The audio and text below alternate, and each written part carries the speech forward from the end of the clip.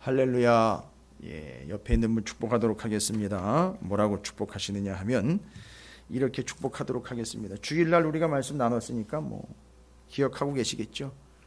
굳게 믿어 굳게 서시기 바랍니다 라고 축복하시기 바라겠습니다. 자, 옆에 있는 분 축복하겠습니다.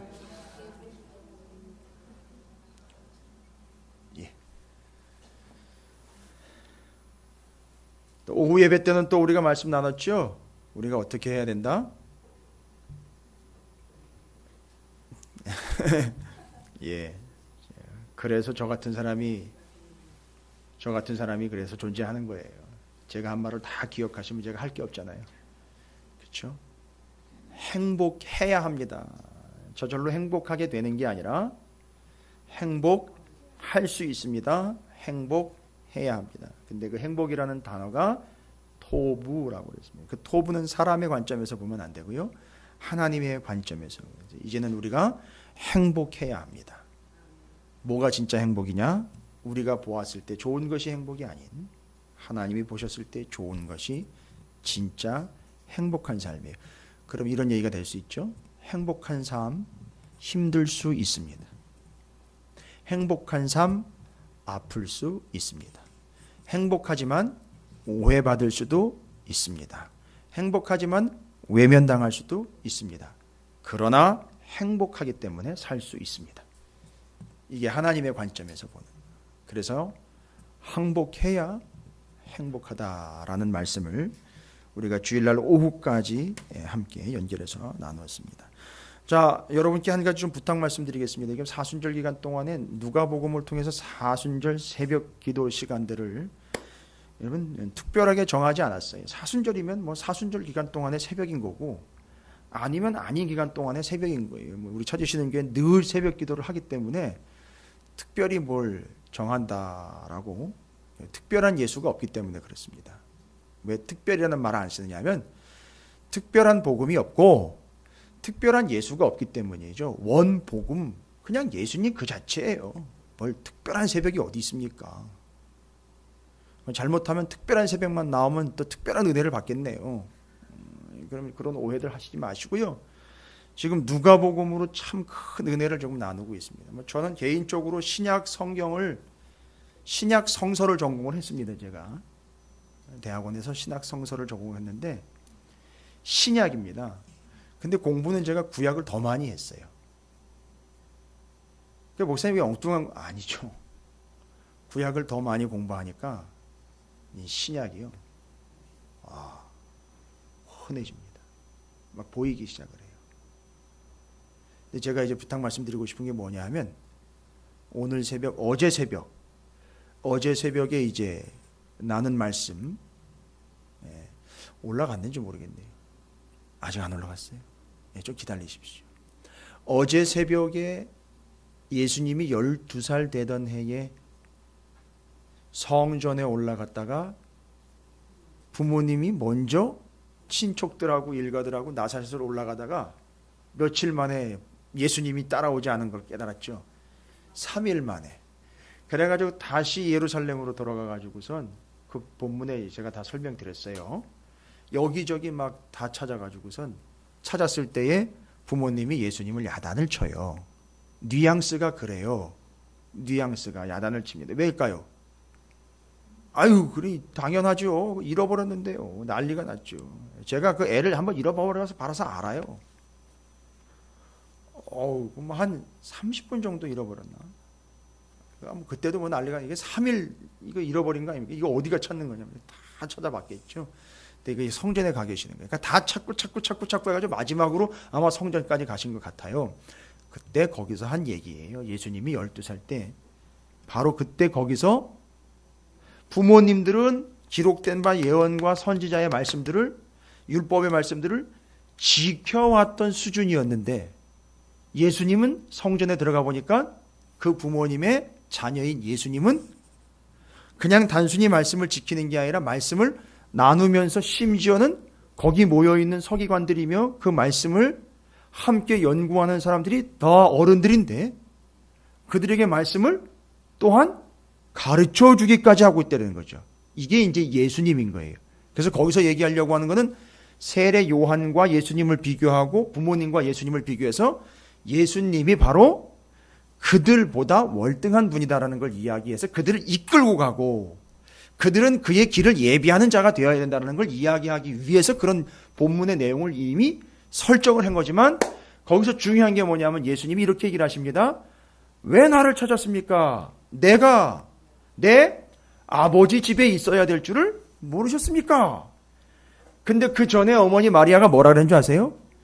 이놈의 자식이. 욕은 안 했겠지만 그 뉘앙스가 네 애비하고 네 아버지하고 이 엄마하고 얼마나 너를 찾았는지 알아? 라고 이야기할 때 찬물을 쫙 끼얹는 것처럼 어찌하여 나를 찾으셨습니까? 내가 내 아버지 집에 있어야 될 줄을 알지 못하셨습니까?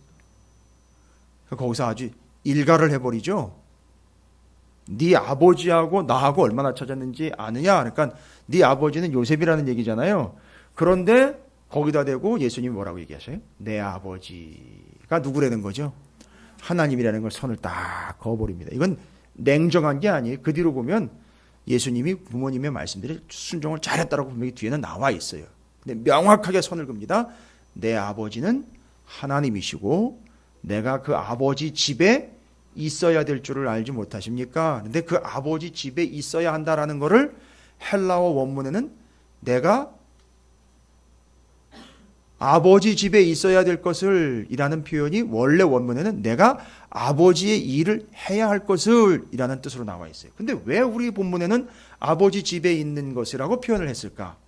이건 두 개의 내용을 다 담고 있기 때문에 어떤 것을 표현으로 써낼까를 고민하다가 의미상 아버지 집이라는 걸 거기다가 해석을 해놨지만 그 안에는 헬라어 원문에는 아버지 집에도 있어야 되고 아버지의 일도 해야 돼요.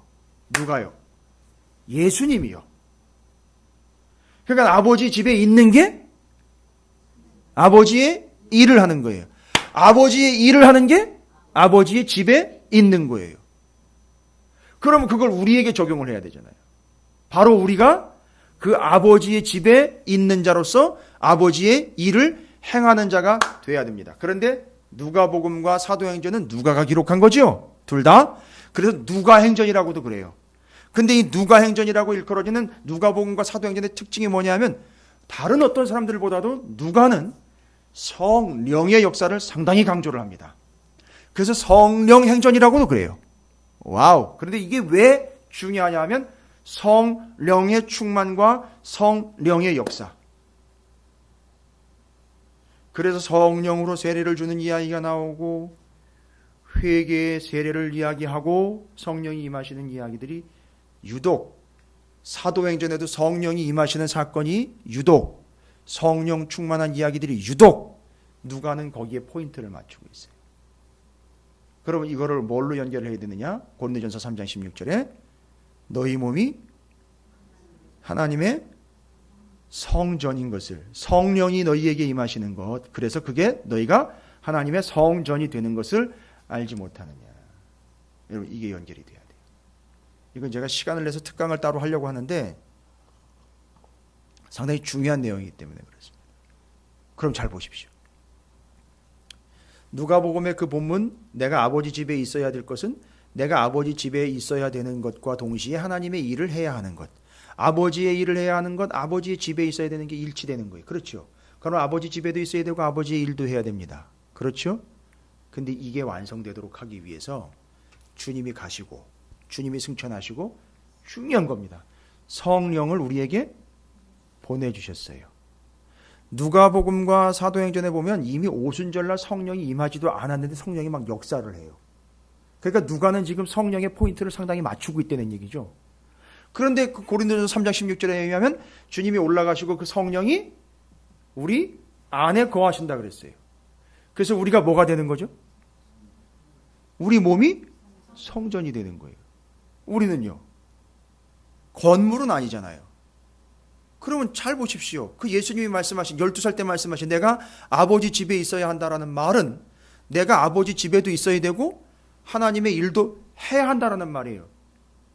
이건 두 개를 따로 띄어놨다가 연결시키는 게 아니라 그게 그거라는 얘기입니다. 똑같은 얘기예요. 아버지의 일과 하나님의 집에 있는 것. 이거 상당히 복잡한 내용이고 아주 아이러니컬한 내용입니다. 예수님은 그걸 직접 보여주신 거예요. 당신이 아버지의 집에 있는 것이 곧 주님의 일, 하나님의 일을 행하는 것인데 내가 하나님의 일을 행하는 것이 곧 아버지 집에 있는 것이에요. 이건 주님의 일로 끝나는 게 아니라 주님을 믿는 자들의 삶이 앞으로 어떻게 돼야 되는 거죠? 이렇게 돼야 된다는 거죠. 아버지 집에 있어야 되고 아버지의 일을 해야 된다는 거죠. 어떻게 그 일을 다 감당합니까? 답을 주셨어요. 우리에게 뭐가 임해가지고요. 성령이 임하는 바람에 우리가 뭐가 돼버렸죠? 그냥 육신 덩어리였는데 이게 성전이 돼버렸어요. 내가요. 여러분이요. 그러니까 내가 지금 엄밀한 의미로만 성전이 된 거예요. 그러면 내가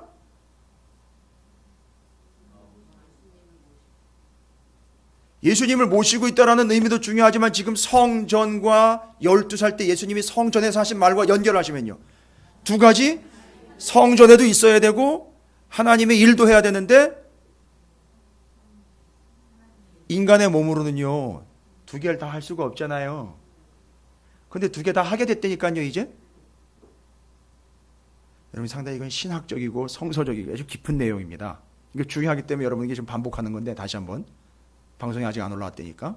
나중에 방송 한번 더 들어보시고 지금 정리 잘 하십시오. 그러면 성령이 우리에게 임하시는 바람에 우리가 뭐가 됐냐? 성전이 됐어요. 그런데 우리는 예수님의 그 언급으로 의하면 뭐와 뭐가 두 가지가 이루어져야 되죠? 성전에도 있어야 되고 하나님의 일도 해야 돼요. 그런데 아예 우리가 성전이 되어버렸으니까 우리가 어디 있는 거나 마찬가지예요. 성전에 있는 거잖아요. 근데 나는 성전이 되어서 또 지금 무슨 일을 하는 거죠? 하나님의 일을 하는 거예요. 그러니까 이게 지금 움직이는 성전이 곧 움직임 자체가 뭐가 되는 거죠? 하나님의 일이 되는 거예요. 이게 이루어진 거란 말이에요. 이걸 누가 봤느냐 하면 바울이 본 거예요. 바울이 보고 고린도전서 3장 16절 그 표현을 기가 막힌 표현을 만들어낸 거예요. 만들어낸 게 아니라 성전 저 위에 성막부터 쭉쭉쭉쭉 정리가 돼가지고 이게 이렇게 해서 이루어지는 거구나 라는 게 정리가 된 거예요.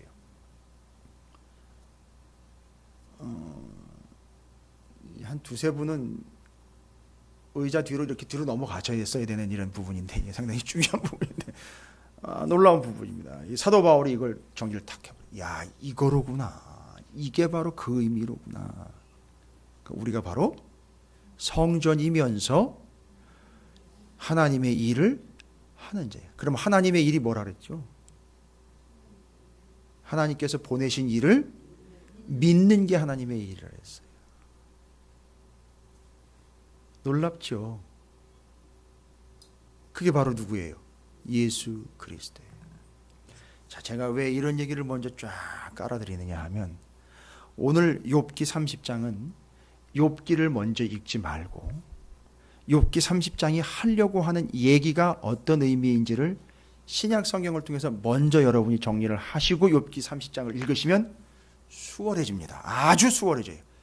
욥기 30장은 전제를 이렇게 전제를 하고 들어갈게요.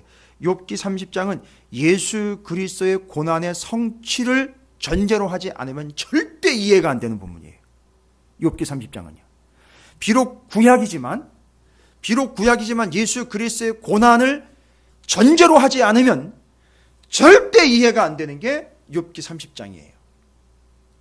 여러분, 예수 그리스도의 고난, 그 고난이 됐든 뭐가 됐든 예수님은 이 두 마디 사이에서 역사하셨던 분이는 걸 우리는 제가 여러 번 말씀드렸어요. 오시자마자 공생의 사역을 시작하기 전에 사단들에게 시험을 받으시죠. 그렇죠. 금식 후에 사단에게 시험을 받으십니다. 아니, 금식 전이라면 좀 이해가 되는데 금식 후에요. 시험을 딱 받으실 때 그 시험 바로 공생의 시작 전에 뭐라고 시작하시죠? 그 시험이 올 때에 기록된 바 it is written. 그래서 예수님은요 이 땅 가운데 오셔서 it is written과 그리고 그 모든 주님의 일들을 다 이루셨어요. 그래서 십자가에서 it is finished. 그러니까 it is written과 it is finished 사이에서 이 모든 것들을 다 완성해 되셨습니다. 이루신 거죠? 뭐를 이루신 거는 얘기죠? 그러니까 말씀을 이루신 거예요. 그런데 그 말씀 안에 보면 말씀과 함께라고도 봐도 됩니다. 주님이 받아야 될 모든 고난을 다 받으셨죠. 그러면 이 얘기도 가능하겠습니다. 모든 고난을 피해 가신 게 아니라 모든 고난을 다 완성하셨다. 그러니까 it is finished라고 할 때는 그 it이라는 거, 갑자기 영어 시간이 돼버렸네. it, 그것 다 이루었다라고 할 때 그 이룬 것에는 뭐도 포함되는 거죠? 고난도 포함되는 거예요. 그러니까 이게 우리가 오해하고 있는 거예요. 예수 믿으면 우리는 뭐 할 거라고 생각하고 있죠? 고난을 피해가는 복을 누릴 거다라고 그렇게 착각을 하고 있단 말입니다. 아니요, 고난은 완성이 돼야 되는 거예요. 천국장이 다 뜰 때까지는 펄럭거리면 안 된단 말이에요. 아니, 적절한 표현이 아닌가요? 예전에 제 할아버지 할머니 댁에 갔을 때인가 기억이 떠올라서 그래요. 그 방에다가 뜨끈뜨끈한 방에다가 이렇게 해놓고 그 절대 그거 뜨기 전까지는 완성되기 전까지는 그거 건들면 안 되거든요. 그 어린 나이에 막 궁금하기도 하고 장난치다가 한번 뒤집었어요. 난리가 났죠. 뭐. 그러니까 절대 고난이라는 것은 이게 욥기가 이야기하고 예수 그리스도께서 그걸 이루어내신 그 완벽한 it is finished라는 그 단어 안에 그것 안에 고난도 들어가 있는 거예요. 왜요? 고난을 다 이루어야 뭐가 이루어지니까요. 그렇죠. 구원이 이루어지니까요. 그 고난을 주님이 완벽하게 퍼펙트하게 고난을 받아내야 구원이 이루어지니까요. 그러니까 여러분, 분명히 우리는 주님이 말씀하신 것처럼 아버지 집에 있어야 되고 아버지의 일을 행하는 게 동시에 이루어지는 성령이 임한 우리 몸이 성전된 거죠. 그러니까 우리는 고난을 피해 다니는 존재가 되면 성경과는 어긋난 삶을 살게 되는 거예요. 우리에게도 역시 무엇이 주어지게 돼 있죠? 고난이라는 게 주어지게 돼 있습니다. 그런데 그 고난을 반드시 우리는 어떻게 해야 된다?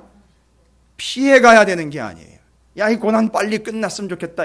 아니 뭐 아무리 it is finish라 그래도 야, 이 고난 빨리 끝났으면 좋겠다가 아니라 우리의 고백은 뭐냐? 그 finish가 그냥 끝내는 게 아니라 뭐의 의미가 있죠? 완성의 의미가 있다. 그러니까 여러분, 제가 하나님 놀라게 해드리는 기도 알려드릴까요?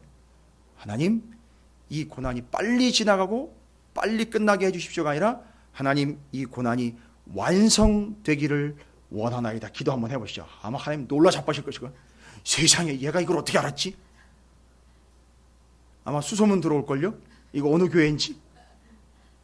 정말입니다. 왜냐하면 지금 우리는 누가 틀렸다, 누가 나쁘다를 이야기하려고 하는 게 아니라 지금 잘못 알고 있는 것. 자기 방식대로 자기 행복을 쫓고 있는 사람들, 하나님의 행복이 아닌 자기 행복을 쫓고 있는 사람들은 고난이 오면 후딱 피해가고, 웬만하면 피해가고, 웬만하면 나는 아니고, 웬만하면 빨리 끝났으면 하는 이런 마음이 있다는 얘기죠. 그게 아니라 그 고난 때문에 바로 우리가 사는 거예요. 그 고난은 끝나기를 바라는 게 아니라 뭐가 되기를 원한다?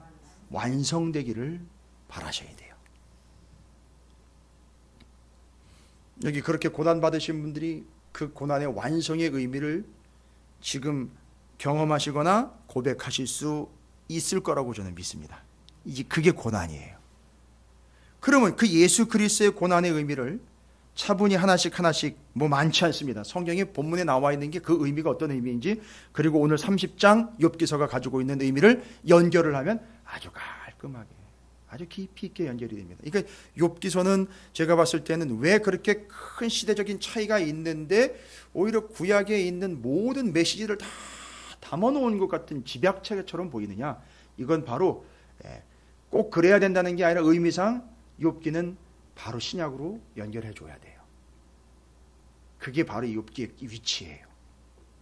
그게 이제 시기적 차이가 있는 이유이기도 합니다. 자, 그러면 여러분, it is finished, 이거 먼저 그 고난의 현장에서 예수님이 외치셨던 그 말씀, 여러분, 아니 얼마나 하고 싶은 말이 많으셨겠어요. 그죠? 십자가 위에서 얼마나 하고 싶은 말씀이 많으셨겠습니까? 근데 딱 7마디 말씀만 남기시고 거기서 최종적으로 이제 하시고 싶은 얘기는 뭐예요? 이거 다 이루었다라는 거 한번 딱 남기시고 가는 거죠. 얼마나 아프셨겠습니까? 아프신 것만 이야기로 다 해내도 뭐 이루 말을 할 수가 없죠. 그렇죠. 허리만 좀 아파도 우리가 허리 아프다라고 그냥 계속 그렇고, 손가락 좀 베도 손가락 아프다 그러고. 제가 이 검버섯을 좀 제거를 해야 되는데요. 그것도 만만치 않더라고요. 하나님이 그렇게 한꺼번에 이렇게 벗겨내시는 것 같더라고요.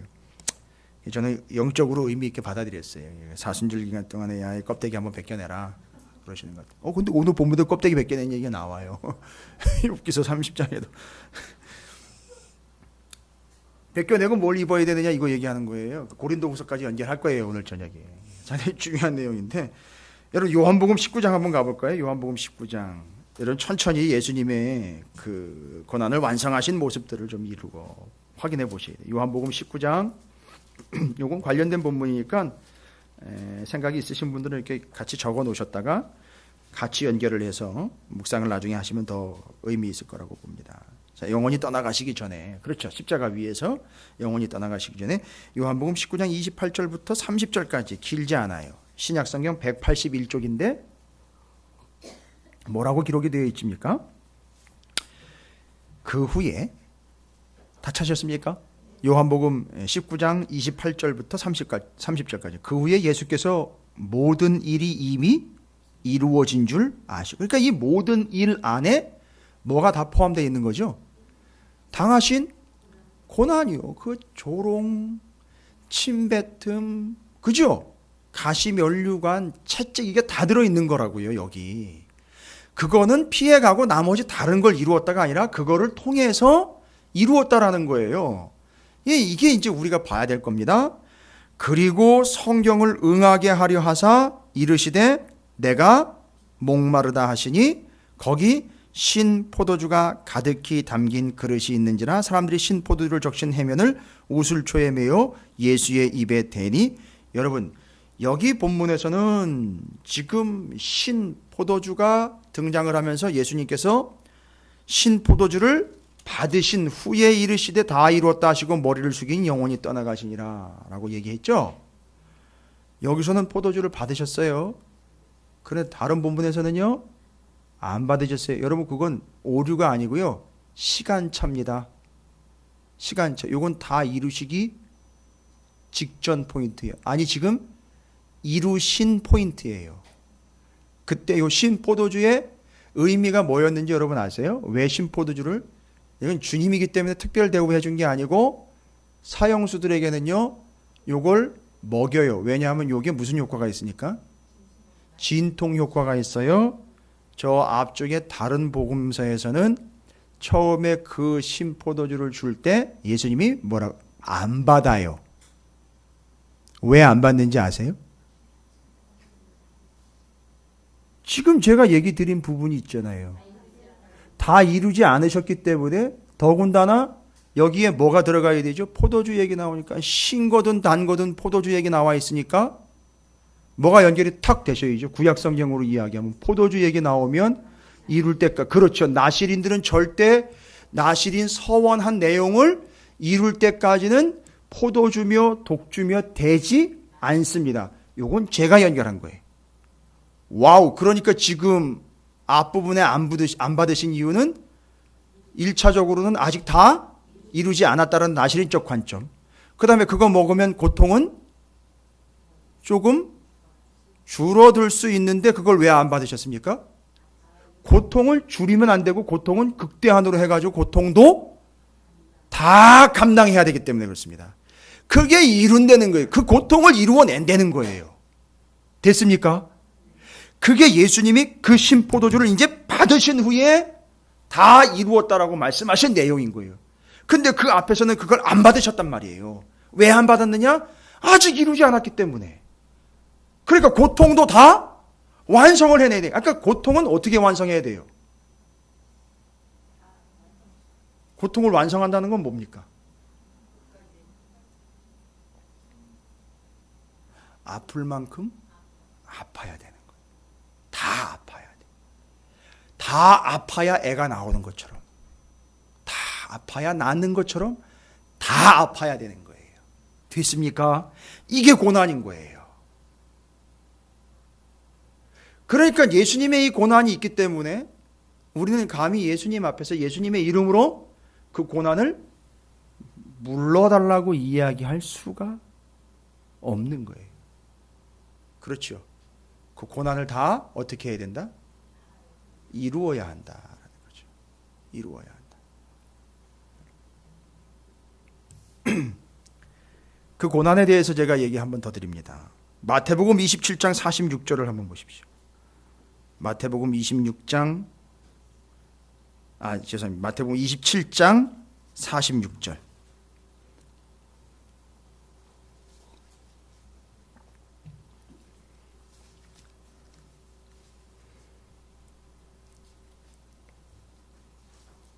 그 고통의 정도 때문에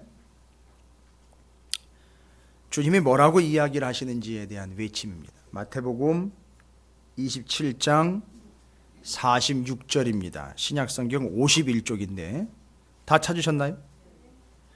45절부터 보면 제6시로부터 온 땅에 어두움이 임하여 제9시까지 계속되더니 제9시쯤에 여러분 유명한 구절이죠. 여러분 잘 아시잖아요. 그렇죠? 제9시쯤에 예수께서 크게 소리질러 이르시되 엘리 엘리 라마 사박다니 하시니 이는 곧 나의 하나님 나의 하나님 어찌하여 나를 버리셨나이까 하는 뜻이라. 여러분 이게 진짜 주님을 버리신 건가요? 아니죠. 이건 주님의 입장에서 지금 뭘 이야기하는 거예요? 이 고난과 고통과 아픔의 극심함을 지금 이야기하고 있는 거죠. 그런데 이건 하나님이 버리신 게 아니라 하나님이 예수 그리스도를 통해서 그 고난으로 완성해내고 있어요. 네가 다 받아내야 찰 때까지 차야 뭐가 이루어진다는 거죠? 구원이 이루어지는 거예요. 그래서 하나님은 이 부르짖음에도 대답을 하시지 않습니다. 서운하세요? 아니요. 이게 이루어져야 누가? 여러분이요. 내가요.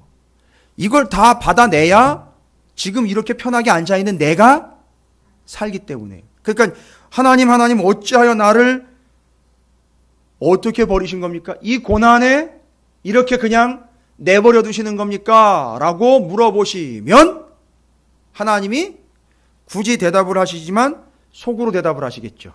저기 찾으시는 교회에 지금 수요 예배 온 사람들 있잖아. 걔들 때문에 넌 다 받아야 돼. 이 대답이란 말이에요. 그걸 말씀을 안 하신 거라고요. 말씀을 안 하신 건 무시를 하거나 외면을 하신 게 아니라 다 받아내야 되니까. 응급실에 갔어요. 애를 붙잡고요. 애가 다쳤어요. 저희 딸아이가 막내가 지 언니랑 놀다가 뜨거운 물을 틀어버렸어요. 여름이었는데 뜨거운 물을 틀어서 발등에 뜨거운 게 탁 닿으면서 애가 막 자지러지게 우는데 무슨 일인가 싶어가지고 저는 피곤해가지고 여름 수련회 갔다가 지방연합 여름 수련회 갔다가 피곤해가지고 잠깐 자고 있는 사이에 제 아내가 아이들하고 이제 지 언니하고 놀으라고 들여놨다가 화장실에서 뜨거운 물을 틀은 거예요. 수도꼭지가 따로 있었는데. 근데 뜨거운 물을 틀었는데 이게 바로 다 버린 거예요. 걔 부랴부랴 저희가 서천에서 이제 목회를 했었는데 군산으로 넘어간 거예요. 하고 원이 있어서 하고 뚝이 있어서 금방 갑니다. 재싸게 막 밟아가지고 갔어요. 가가지고 병원 가니까 난리가 났죠. 애가 울고불고 뻘개가지고 이게 다 벗겨지는 거예요. 응급 조치해가지고 그냥 감아가지고 바세린 발라가지고 차가운 물 계속 해가지고 바세린 발라가지고 꺼져 씌워가지고 그리고 바로 병원 갔어요. 근데 병원에서는요 의사가 안 봐줘요. 애가 울든 말든 이건 가야 되는 거예요. 고치려면 가야 되는 거예요. 살려면 가야 되는 거예요. 아픈 거는 아픈 거지만 살려면 이거 가야 되는 거예요. 붙잡고 정말 정성스럽게 치료를 하더라고요. 화상이니까 보통 심각한 게 아니잖아요. 제대로 안 하면 큰일 나는 거 아닙니까? 애를 살려야 되는 거 아닙니까? 그러니까 애가 울어도 아프다고 발버둥을 쳐도 부모는요 뭘 어떻게 왜 우리 애 이러냐고 절대 간섭하면 안 되는 거예요. 그죠? 그때는 부모도 할 게 없는 거예요. 아니 부모가 뭘 하면 안 되는 거예요. 살리려면 그냥 애 꽉 붙잡고 그냥 어금니 꽉 깨물고 조용히 입 다물고 있어야 되는 거예요. 마치 그것처럼 하나님이 예수가 고난을 당하는 모습을 보면서 아유 내 새끼 저거 어떻게 하나 하고 간섭하시는 순간 예수는 살겠으나 누구는 다 죽는 거예요. 우린 다 죽는 거예요. 지금 이거 앉아있을 수가 없는 거예요. 지금 이겁니다. 이게 고난인 거예요. 근데 예수님은 뭐라고 얘기하셨다고요? 엘리 엘리 라마 사막다니. 예수님의 입장에서는 하나님 나를 그냥 내버려 두시는 것 같다는 거죠. 그러나 그것 때문에 구원이 완성이 된 거예요. 됐습니까? 뭐 어렵지 않은 구절들이에요. 그래서 고난도 피해가는 바 아닌 이루는 바. 얼마나 극심한지 나를 내버려 두시는 것 같고 버려진 것 같은 그 엄청난 고난에도 하나님은 침묵하시는 것 같지만 침묵이 아니라 이루어질 때까지 그냥 기다리고 계시는 거죠. 그래야 이루어져요. 세 번째, 한 군데 더 찾겠습니다. 누가복음 23장 39절입니다. 누가복음 23장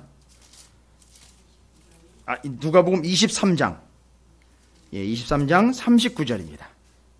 누가복음 23장 39절. 제가 지금 일러드린 세 개의 구절은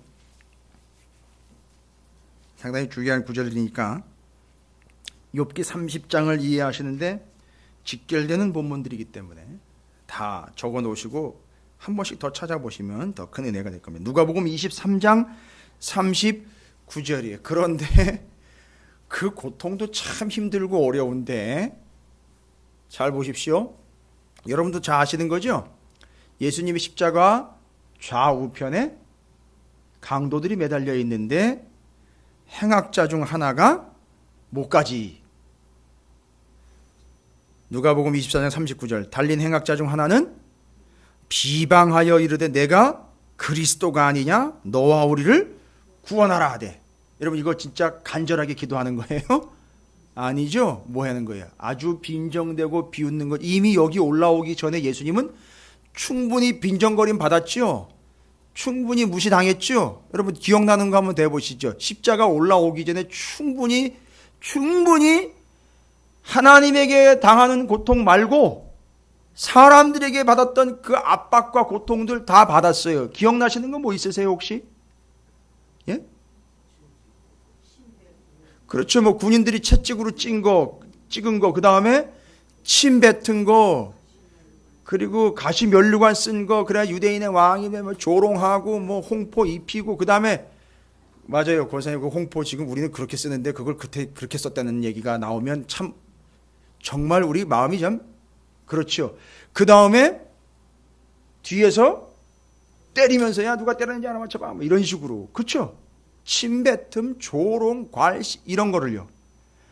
아니 지금 고난을 이루어내는 것도 참 죽을 맛이고 힘든 상황인데 게다가 주변에 지들을 위해서 그죠?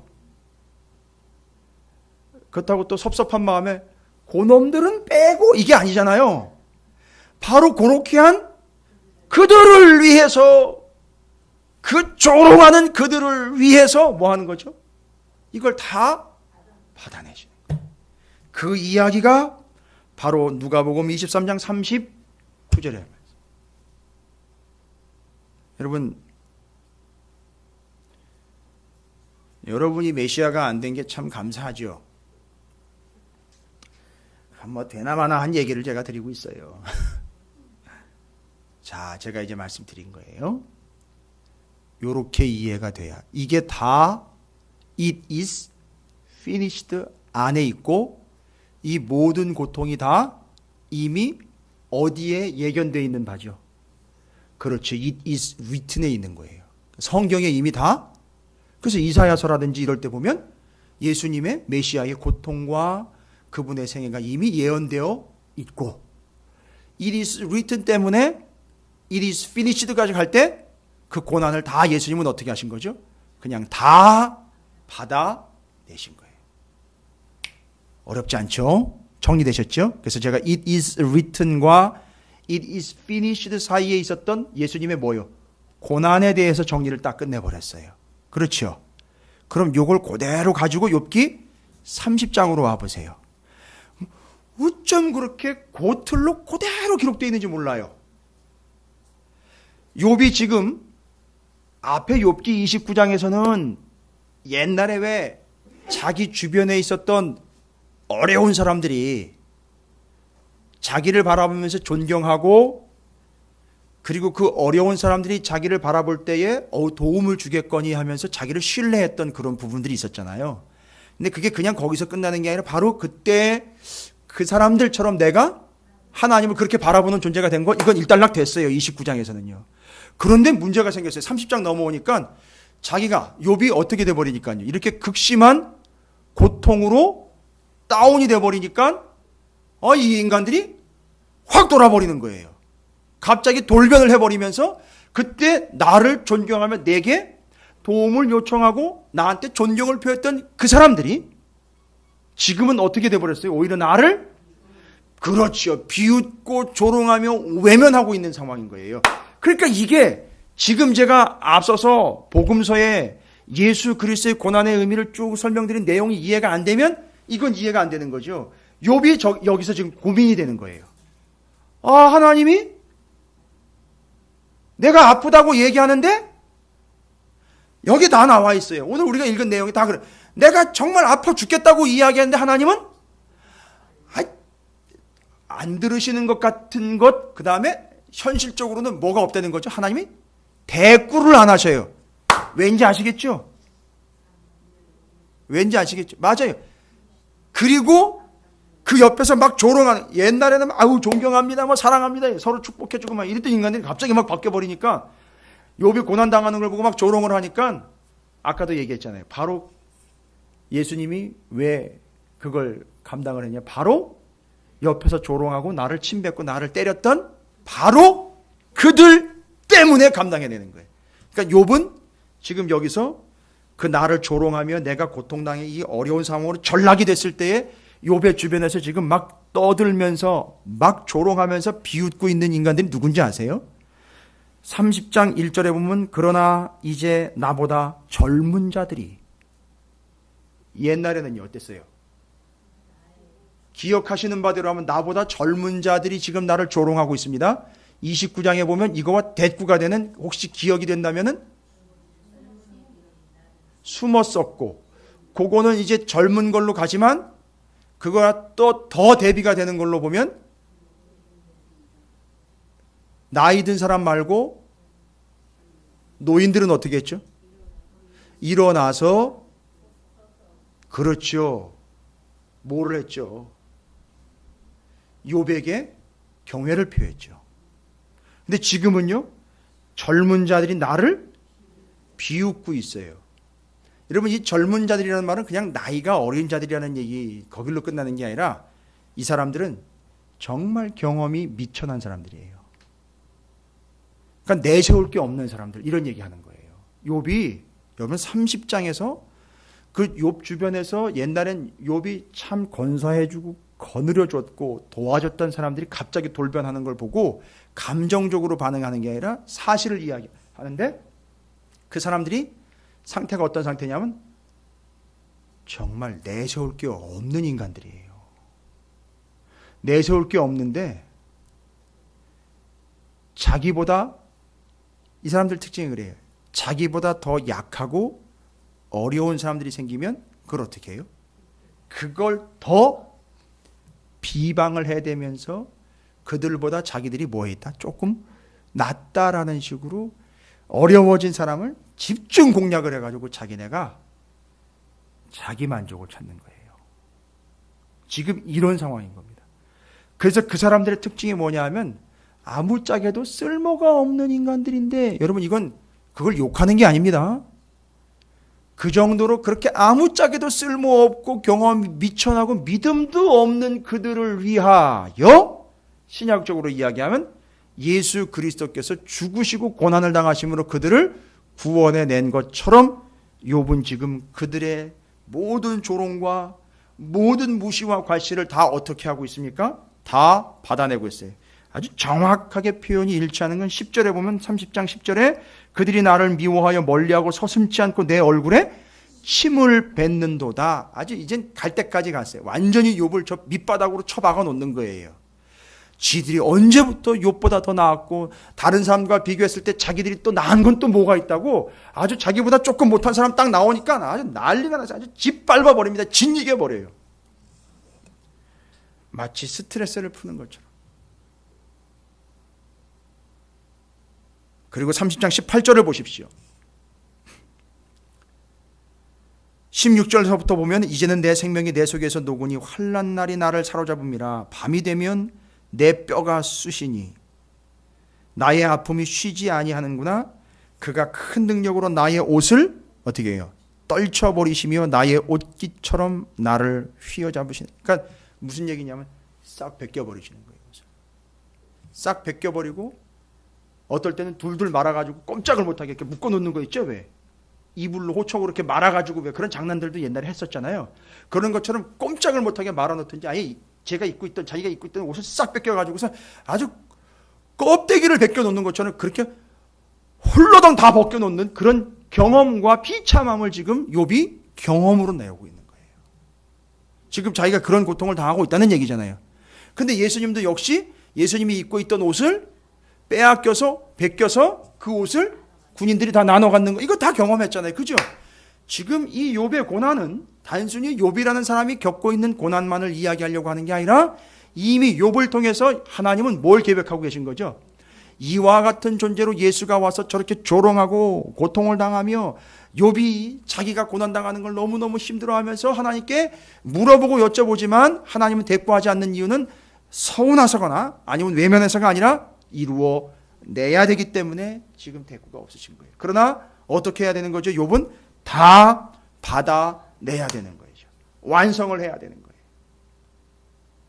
그래서 이 본문이 이제는 예수 그리스도를 전제로 이해가 되는 거예요. 그러니까 욥은 지금 예수 그리스도를 자기가 드러내고 있다는 생각은 못했지만 욥은 지금 현재 이 고난을 다 빨리 치워야 되는 게 아니라 어쨌든 다 감당해 내야 한다라는 게 이미 마음에 믿음으로 있어요. 그런데 그게 예수님처럼 본인도 힘든 거예요. 힘들지만 이걸 외면하고 싶지는 않은 거예요. 벗어날 수 없다라는 것도 알아요. 이게 지금 내 능력 밖이라는 것도 알아요. 왜냐하면 이 고난을 다 누가 지고 있으니까 하나님이 지고 있다는 걸 알기 때문에 그래요. 그러면 지금 이 욥은 그 다음 단계는 뭐냐 하면 이 고난이 끝나기를이 아니라 이 고난이 완성되기를 위하여 가야 되는 거구나. 그게 명확한 사실인데 그게 예수님도 그걸 아셨잖아요. 아시면서도 예수님이 십자가 위에서 뭐라고 얘기하셨죠? 엘리 엘리 라마 사박다니. 이해가 되십니까? 그러니까 지금 욥은 고난을 당하고 있는 게 아니라 고난을 통해 무엇인가가 이루어지고 있는 거예요. 그걸 42장이 얘기하는 거예요. 잠깐만요. 42장 가볼게요.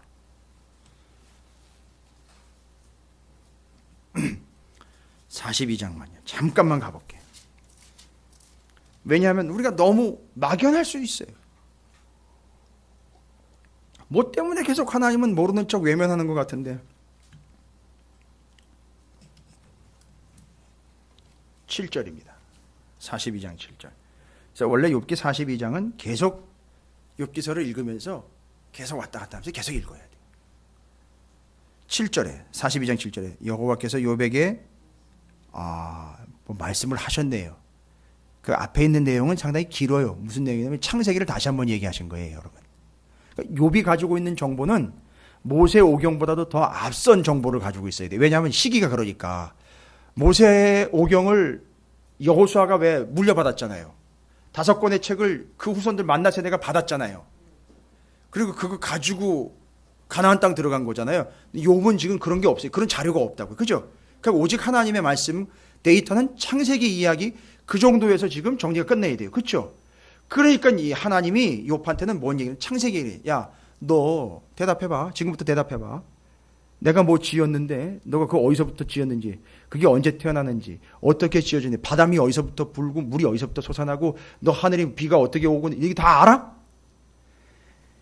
죄 물어봤는데 단 한 가지도 욥이 대답을, 단 하나의 질문에도 단 하나의 대답도 못했어요. 욥이. 그 창세기에 있는 내용을 갖다 쭉 풀어가지고 질문을 만드는 거예요, 하나님이. 그리고 참 아이러니하지 않습니까? 42장 가서 우리가 나누겠지만 그 전에 욥이 고난당할 때는요, 하나님한테 뭐라고 막 얘기를 했어요? 예? 고난이 막 그게 다다를 때 욥이 하나님한테 도대체 왜 이게, 도대체 왜? 라고 이야기하니까 그때는 대답을 하나님이 한 번도 안 하시다가 순간 딱 되니까 하나님이 되려 어떻게 해요? 욥한테? 그래? 그러면 네가 이제 내 질문에 대답을 해봐 하면서 질문을 막 퍼부었는데 하나도 대답을 못하는 거예요. 그러니까 욥이 뭐라고 그래요? 죄송합니다 하고 닫아버렸어요. 그 이후의 얘기예요, 여러분. 아이러니하죠? 대답해달라고 막 했을 때 하나님이 침묵하여 대답을 안 하시는 됐는데 나중에 하나님이 오히려 욥한테 그러면 네가 대답해봐라고 막 질문했는데 오히려 질문을 받았는데도 하나도 대답을 못했어요. 그렇죠? 이게 하나님과의 욥의 관계입니다. 여호와께서 욥에게 이 말씀을 하신 후에 여호와께서 대만 사람 엘리바스에게 이르시되 내가 너와 내 두 친구에게 노하노니. 이제 된 거예요. 판단된 거 아닙니까? 결론된 거예요. 8절입니다. 그런즉 너희는 숫소 7과 순양 7을 가지고 내 종 욥에게 가서 너희를 위하여 번제를 드리라. 와우. 욥이 뭐라고? 욥에게 가서 번제를 드리래요. 욥이 거의 무슨 역할이냐면 제사장 역할이고 뭐 해주는 역할을 하는 거예요. 그들 친구들을, 그렇죠, 중보해주면서 그 친구들이 하나님 앞에 하나님이 노하게 된 이유는 그 친구들이 죄를 진 거예요. 그러니까 이거 어디로 가서 용서받으라는 거예요? 여러분 이거 잘못 이해하면은요, 욥이 예수 되는 거거든요. 함부로 이야기하면 그렇다는 얘기 아닙니까? 그런데 지금 우리가 바로 욥을 통해서 누굴 보고 있는 거예요? 예수를 보고 있기 때문에 욥이 지금 누구 역할을 하는 거예요? 예수의 역할을 하고, 그러니까 지금 이제 7, 8, 9절은 42장 7, 8, 9절은 욥이 아니에요. 마치 예수를 보는 것 같아요. 그러니까 그 앞에서 고난을 당하는 욥은 누구처럼 당해야 되는 거죠? 예수님처럼 고난을 다 이루어 내야 되는 겁니다. 성취해야 되는 거예요. 됐습니까? 그러면 정리가 되는 겁니다. 그러니까 지금 욥기 42장 그것을 이루기 위해서 욥은 지금 욥기 30장에서 그 고난을 다 뭐하고 있는 중이죠? 이루어내고 감수해내고 있는 중. 그러니까 받을 만큼 받아야 되는 거예요. 근데 재미있는 표현이 여기 있어요. 아까도 제가 18절에 큰 능력으로 하나님이 나의 옷을 어떻게 한다고요? 떨쳐버리시며. 어떻게 하는 거죠? 벗겨버리시는 거죠. 이거 그냥 넘어가면 안 돼요. 그러니까 지금 당하는 고통이 너무너무 힘드니까 싹 벗겨버리고 비참해지고 추웠고 아프고 고통스러운 것 같죠? 벗겨버리시고요. 거기서 끝나는 게 아니에요. 이게 고난의 의미예요. 고난의 의미입니다. 어떻게 벗겨버리시고 그 벗겨버리심의 의미는 뭐냐? 고린도후서 5장으로 가볼게요.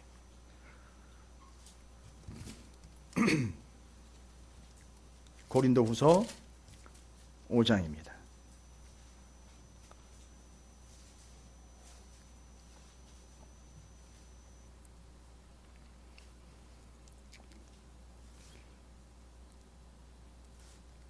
고난의 원칙은 나왔죠. 고난은 완성해내야 되는 거죠. 그래서 고난의 의미를 말씀드릴게요. 고린도후서 5장 1절부터 7절까지 해보면 상당히 깊은 영적 신학적 의미가 나와 있어요. 뭐냐면 만일 땅에 있는 우리 장막집이 무너지면 하나님께서 지으신 집 곧 손으로 지은 것이 아니라 하늘에 있는 영원한 집이 우리에게 있는 줄 아느니라. 그럼 제가 요 얘기 왜 드렸는지 아세요? 욥기 30장 가보십시오. 그거 손가락으로 이렇게 펼쳐 놓으시고요. 고린도후서 5장 욥기 30장 가보세요. 30장 11절 보십시오. 아까 옷 벗겨내는 이야기와 이제 이게 다 연결돼야 됩니다. 30장 11절 이는 하나님이 내 활시위를 늘어지게 하시고 나를 곤고하게 하심으로 무리가 내 앞에서 굴레를 벗었음이니라. 여러분, 여기 활시위는 욥이 짐승을 잡기 위해서 화살을 이용을 해서 사냥을 하는 걸 얘기하는 게 아니고, 여기 활시위는 쉽게 얘기하면 텐트, 천막에 뭐예요? 줄이요. 텐트 쳐보셨습니까? 하다못해 우리가 이 교회 앞에 캐노피도 쳐보면 치고 난 다음에 반드시 줄로 고정을 해야 되죠. 특별히 캠핑 해보신 분들, 텐트 쳐보신 분들은 분명히 이게 무슨 의미인지 아실 거예요. 이 줄을 팽팽하게 잘 묶어놔야 잘 보존이 되죠. 그런데 여기서 이야기하는 건 뭐냐 하면 그 활시위, 그 줄이 어떻게 됐어요? 늘어졌어요. 그러면 이게 연쇄 반응 나오는 거잖아요. 늘어졌으니까 이게 어떻게 되는 거죠? 천막이 무너지. 이거 인생 얘기하는 거예요. 지금 고난 때문에, 그 고난 때문에 내가 뭐가 늘어진 거죠? 내 장막집, 육신, 내가 이 땅에 딛고 있는 이 예전에 자랑스러웠던 그런 것들이 다 어떻게 돼버린 거죠? 무너진 거예요. 됐습니까? 무너졌는데 욥은 23절을 가보십시오. 이 땅에서 그 천막이 무너지고 결국 그걸로 끝인가 싶었더니만 내가 아나이다, 이건 내가 믿나이다, 이런 얘기랑 똑같은 거예요. 그렇죠? 주께서 나를 죽게 하자. 그러면요, 죽었다는 얘기는요, 아까로 이야기하면, 그 11절로 이야기하면 육신의 장막이 무너진 거잖아요. 삶의 장막도 무너지지만 인생, 땅을 딛고 있는 인생 결국 그렇게 되는 거라는 얘기잖아요. 그렇죠? 고난을 통해서 그렇게 됐죠. 무너졌으나 나를 죽게 하사 모든 생물을 위하여 어떻게 정한 집으로 돌려보내시리이다. 그 정한 집이 뭐냐면 깨끗한 집이 아니라 하나님이 정해놓으신 집이야. 아하! 잘 보세요. 그럼 11절하고 23절을 연결하셔야 돼요. 겉으로 보였던 육신의 장막과 겉에 이 세상에 있었던 그 천막은 내려앉고, 그리고 하나님께서 보세요, 정한 집으로 돌려보낸다는 이야기가 고린도후서 5장에서는 이 얘기로 나오는 거예요. 연결되세요? 다시 한번 읽어볼게요. 고린도후서 5장. 만일 땅에 있는 우리의 장막집이, 그렇죠. 왜요? 줄 늘어지면서 무너졌잖아요. 건강도 그렇고 인생도 그렇고 목숨도 그렇고 재산도 그렇고 다 그렇죠. 무너졌는데 하나님께서 지으신 집 곧 뭐지요? 손으로 지은 것이 아니요, 하늘에 있는 영원한 집이 우리에게 있는 줄 아느니라. 이건 뭔 얘기예요? 욥이 지금 이걸 통해서 결국 내가 가야 될 곳이 어딘지를 정확하게 알았고, 이게 하나님의 구원의 섭리라는 걸 지금 알고 있는 거예요. 이거 무너지고 그 손으로 짓지 않는 집이 내게 예비가 되어 있고 내게 임하는 걸 이야기하는 거예요. 그걸 뭘로 표현했느냐면 장막 걷어내고 마치 옷 벗고 뭘로요? 새 옷을 입는 것처럼. 이게 여기서 이제 예수 그리스도를 덧 입는다라는 걸로 얘기하는 거예요. 목사님, 아이고 간단한 얘기를 이렇게 복잡하게 하셨어요. 예, 제가 지금 이거 바로 다이렉트 설명됐으면 절대 이해 못 하셔요. 됐습니까? 그러면 고린도후서 5장 1절부터 7절까지 그냥 기왕에 읽은 거 다 읽어보세요. 그럼 정리가 될 거예요. 5장 2절에 참으로 우리가 여기서 탄식하며 하늘로부터 오는 우리 처소로 뭐예요? 덧입기를 간절히 사모하노라. 이렇게 입으면 우리가 벗은 자들로 발견되지 않으려 함이라. 자기는 지금 고통 때문에 어떤 존재가 되는 것 같죠? 벗은 자가 되는 것 같은데 그렇게 벗은 자로 발견되지 않고 참으로 이 장막에 있는 우리가 짐진 것 같이 탄식하는 것은 벗고자 함이 아니요 오히려 뭐 하려고요?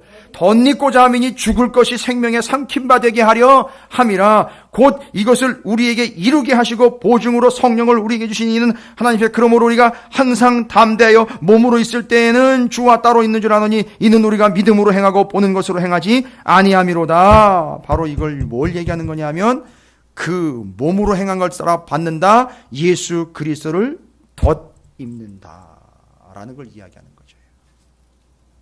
그러니까 지금 뭘 벗고 무엇을 입는 것인지가 정리가 됐잖아요. 그러니까 욥은 지금 현재 고난을 통해서 벗어야 될 것을 벗고 무엇으로 옷 입는 거죠? 예수 그리스도로 옷 입고 있는 삶을 이야기하는 거예요. 그래서 고난에 대해서 두 가지 제가 말씀드렸죠. 고난의 원칙은 뭡니까? 고난은 끝나기를 바라는 게 아니라 완성돼야 되는 거죠. 그런데 고난의 의미는 뭐죠? 그 고난이 이 땅에 있는 장막과 이 땅에서 무너질 것, 멸망할 것들을 다 어떻게 하고요? 벗고, 그리고 고난을 통해서 뭐를 입는 거죠? 고난을 당한다가 아니라, 잘 보세요, 그 고난의 대명사가 누구죠? 그러니까 고난을 당하면 예수를 입는 거예요. 와우. 이거는 믿는 사람들만 받을 수 있는 거예요. 기가 막힌 겁니다. 놀라운 사실이에요. 그러니까 고난을 당하는 게 아니라 그 고난이신 예수를 덧입는 거예요. 덧대는 거예요. 예수를 덧대는 겁니다. 제가 이거 벗겨내고요, 여기다가 대버렸어요. 덧대버렸어요. 여러분, 이게 믿음의 원리예요. 그러면 고난이 곧 예수를 덧입는 거라고 하지만 이제 우리 입장에서는 이렇게 정리를 할게요. 여러분, 고난이 오시면 받아내는데 그게 단순히 받아내는 게 아니라 예수를 덧입는 거예요. 그러니까 여러분 보세요. 이걸 실제로 우리도 벗었다가 입잖아요. 그러니까 고난이 오면 어떻게 해야 돼요? 껴입으세요. 고난이 오면 갖다가 덧대시라고요. 뭔 얘기인지 아시겠어요? 덧대십시오. 더 껴입으세요. 여기서 제가 구약 성경의 그 하자크 갖다 연결해 드릴게요. 그 고난이 오면 덧입으시는 기회가 됩니다. 예수를 덧입습니다. 그러면 고난이 온다 하면 예수를 덧입는다는 얘기는 그 예수를 더 꽉 껴안는 게 입는 거예요. 할렐루야. 왜냐하면 그 고난이 곧 예수기 때문에 그렇습니다. 그러니까 여러분은 이제는 완전히 하나님께서 그 고난의 의미를 욥을 통해서, 예수 그리스도를 통해서 우리에게 주신 바 예수를 덧입는 기회로 주신 고난은 곧 예수를 덧입는 기회, 고난을 통해 예수 그리스도를 더 깊이 알아가는 기회. 이게 고난의 의미였다는 거죠. 언제까지요? 정한 때까지요. 주님 오실 때까지. 정한 때까지, 정한 곳에 이르를 때까지. 바로 그렇게 우리는 고난을 덧입으며 가는 겁니다. 고난이 왔습니다. 일단 고난 경보가 울리면 어떻게 해야 됩니까? 껴입으셔야죠. 뭘로요? 예수 그리스도로 더 껴입으시길 바랍니다. 더 찾아라, 더 기도해라. 맞아요. 지금까지 얘기했던 내용이 그런 내용이에요. 고난이 오면 더 부르짖어라라고 이야기했던 게 뭐냐 하면 은혜, 성경, 말씀, 신학, 진리적으로 이야기했을 때 바로 그걸 얘기했던 거예요. 더 껴입으라는 얘기를 했던 거예요. 덧대라. 정리되셨습니까? 상처가 나면 사람들은 상처를 후벼 파서 상처를 없애려고 해요. 아니, 세상에 그런 사람은 없는데 우리가 그런 식으로 산다니까요. 지금 하는 행동을 보면. 왜냐하면 상처는 보기 싫으니까 그 상처를 파거나 도려내려고 해요. 아니요. 거기다가는 다른 방법이 없어요. 예수를 덧대는 거예요. 그냥 덕지덕지 갖다 예수를 덧대는 거예요. 그게 정답입니다. 할렐루야. 그게 고난의 의미입니다. 고난을 입으십시오. 예수를 덧입으십시오. 그럼 정리됐죠? 고난은 피하는 게 아니라 고난은 입으십시오. 그 위에 예수를 덧입으십시오. 이건 어디에도 안 나와 있는 말씀인데 정리가 된 걸 제가 이제 여러분과 함께 나눈 거예요. 이 타이틀, 오늘 수요 예배 오신 분들은 이 타이틀 잊지 마십시오. 방송으로 또 녹화가 되겠지만 정한 때, 정한 곳에 이를 때까지 고난을 구분을 좀 하셔야 돼요. 고난을 입으시고 그 위에 예수를 덧 입으시기 바랍니다. 할렐루야. 이게 고난의 의미입니다. 좋은 고난의 코트가 준비되어 있습니다. 언제든 찾아오셔서 그 고난에 덧 입으시고 그 예수 그리스도라는 외투를 통해서 여러분께서 욥과 같이 그 구원을, 그 은혜를, 그 뜻을 이루어내는 복된 성도들이 되시기를 주님의 이름으로 축복합니다.